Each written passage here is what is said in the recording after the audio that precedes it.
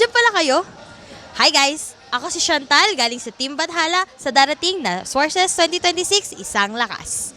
Sobrang init ng panahon, no? Kasing init ng preparation ng bawat grupo. Kamustahin kaya natin sila isa-isa? Tara, samahan niyo ako.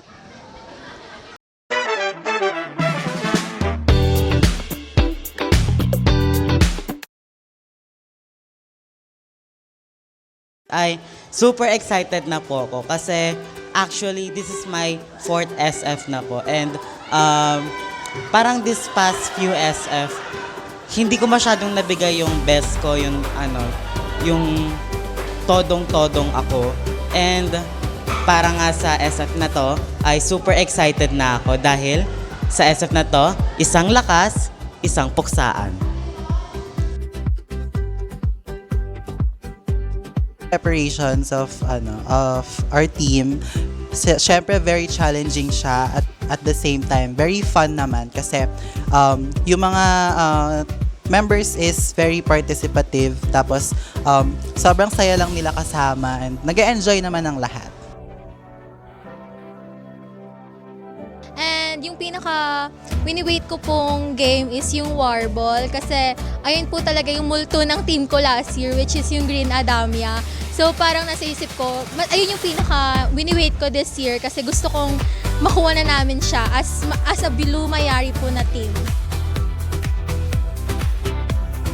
Ang message ko lang sa ating team is we should always do our best and good luck sa ating team, and alam kong mag-enjoy tayo sa mismong proper.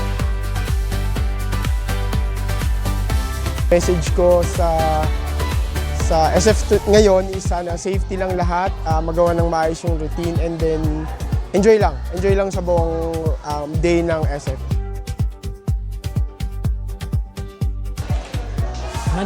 Nag-cheer dance ako.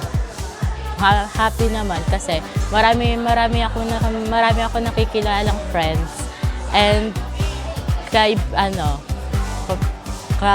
kapamilya. Mga may palaro po, tsaka po sasayaw po kami sama-sama ng mga kasama ko po, mga team sa SF po. Sabi ko lang sa preparation namin ay pasabog, simula sa dance, pati sa lifting ay talagang kaabang-abang. Kaya dapat manonood kayo sa Sports Fest 2026. Message ko po sa team ko ay thank you po sa pagko-cooperate po at ang sobrang saya niyo pong kasama, and sana po tayo pa rin po yung magka-team next Sports Fest. Thank you. Ako po ay 100% na excited dahil sa mga laro na inaabangan ng bawat isa, naniniwala ako na hindi lamang ito ginawa para kami ay magsaya, bagkus para makita kung gaano ang pagtutulungan at ang pagsisimikap ng bawat team para makakuha ng award na sa mga bawat laro. Ito ba ang aking pinaka-excited na laruin this SF 2026?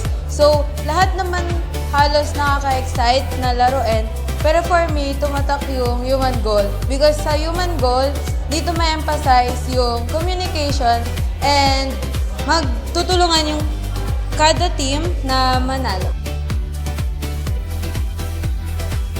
Ang aking mensahe para sa aking grupo ay kahit anuman po ang mangyari, anuman po ang mga problema na na-encounter ng aming grupo ay patuloy po dapat tayong maging malakas at maging resilient po sa lahat ng mga pinagdadaanan natin. At wag po sana tayong mawala ng pag-asa na ang bawat isa ay nawawalan na ng komunikasyon, kundi maging lakas natin to na para paunlarin ang grupo. Dahil po bihasa po ako sa pagbabalibol, yun po yung inaabangan ko. And gusto ko rin pong, inaabangan ko din po yung mga laro na hindi ko pa nalalaro tulad po ng tunnel ball, tsaka po yung warball.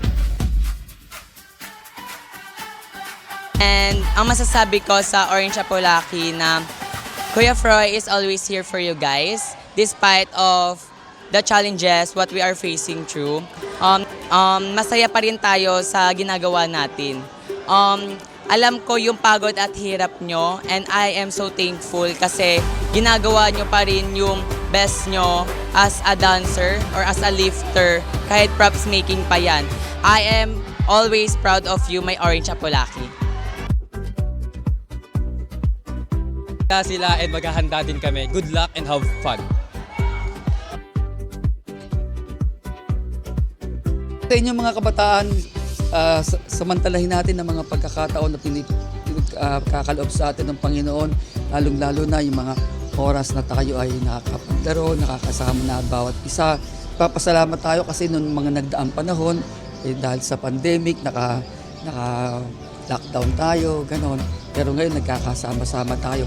Pero lahat, huwag natin kakalimutan, gagawin natin lagi in the spirit of prayer. May panalangin tayo. Hindi mo papanalangin matalo sana kalaban ko. Kundi panalangin natin na nawa, lumakas tayo, magkaisa tayo, higit sa lahat, maging instrumento tayo ng kaligayahan sa ating sambayanan at ang pag-asa ng kinabukasan nasa inyong mga kabataan. Sana hindi maging problema sa kasalukuyan. Okay, God bless. Congratulations. 2026, isang lakas! Isang lakas! Sports Fest 2026, isang lakas! Sport Fest 2020. Six. Isang lakas!